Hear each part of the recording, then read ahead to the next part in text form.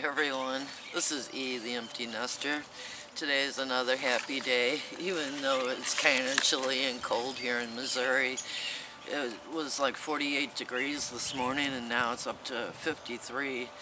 It looks like Milo's here to visit and steal the show.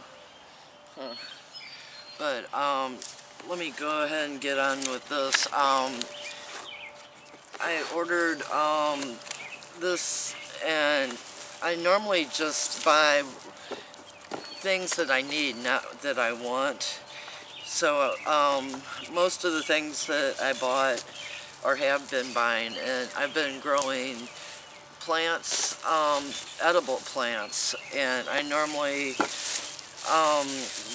don't buy flowering plants other than ones that are beneficial to both the garden and to eat some of them.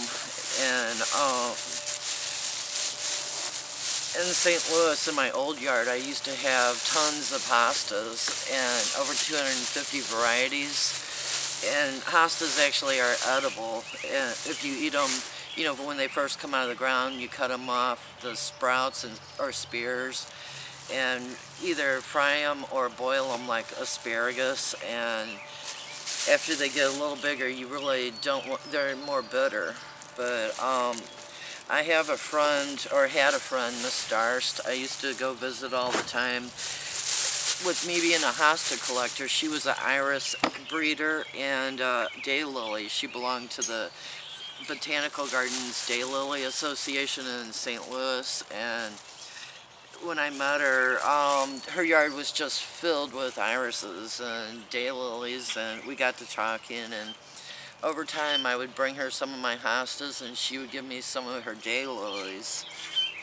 So my old house had a lot of collection going on there, and I wasn't able to bring it all here. All I've got right now is her white, it's called Captain's Table Iris. And in my kitchen, I've got what used to be a little bit of aloe turned into a window box full of aloe. And with her gone now, I thought I would go ahead and do a memorial for her. And I bought a variety of 15 different really large daylilies and on eBay, and I'm gonna get these put into the yard. They're beneficial as far as bringing bees in for pollination, and great for the area. And it's, what do you call that?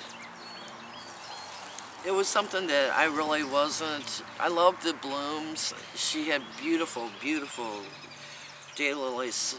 There was one that she paid over $400 for, and I was like, wow. But I paid over $100 for a hosta, so that's probably just as bad back then.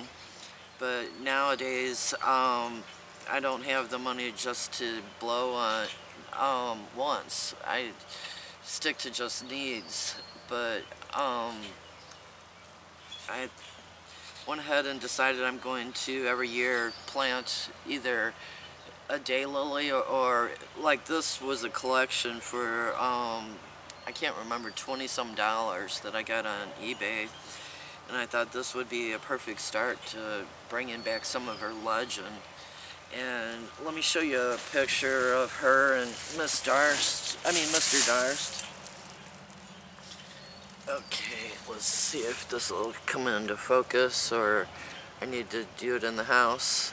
This is Mrs. Darst here, and that's Mr. Darst. He was, what was it? I think 93 or 95 when he passed, and she was early 90s. She went 5 years after him. And this is my Aunt Maisel from West Virginia. She was 69 when she passed. But these are three pretty special people to me, and we learn a lot. I'm the kind of person that I could sit here day after day after day, listen to them talk about the past. It was like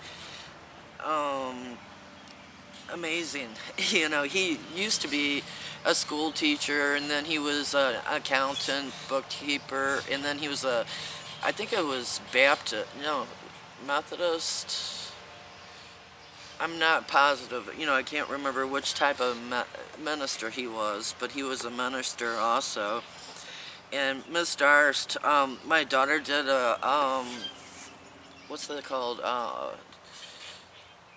A project when she was going to college, that they had to find people who were alive during the what was the Depression, and write down their story. And Mrs. Darst was all for it had to be about him and not her. She was always you know, a wonderful wife and a wonderful friend. And I got a little bit of information that, or my daughter added it to his to talk about her, but one time all the guys were taken away in the service, she worked for, she said the Wright brothers.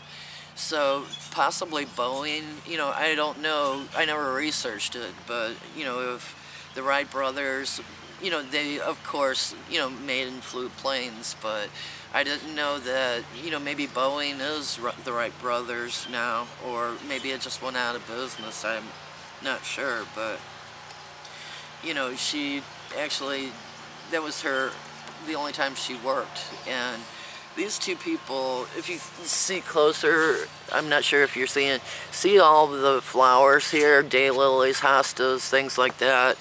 Right here she had a really bright red peony, and it was beautiful. And I've always wanted to get a peony like that, so someday when I find a really bright red peony, I'm gonna get one of those too. In my yard, I collected things that people were disposing of too. You know, when people move into a place, they get rid of everything that the people before them don't want. So I over there I had a hydrangea that was Miss Rosemary's hydrangea, and another lady wanted to get rid of all of the regular orange daylilies, so I had a whole island going down the side of the driveway going towards the back over there, you know, filled with her, I think they were tiger lilies, you know, the orange ones. But here, all my irises on this side of the house, another person, oh, Bobby Joe, she didn't want them, so, you know, I added them to my yard here. And, you know, I like to keep things alive. But, sorry, I don't mean to keep rambling on. But, I wanted this to be a good post, too, and it's, you know, about good people, good memories, and beautiful flowers. I can't wait to see these guys bloom. The roots here, some of them are bigger than the others. That means it's from a more mature plant, and they're definitely, you know, going to be happy as soon as I get them planted.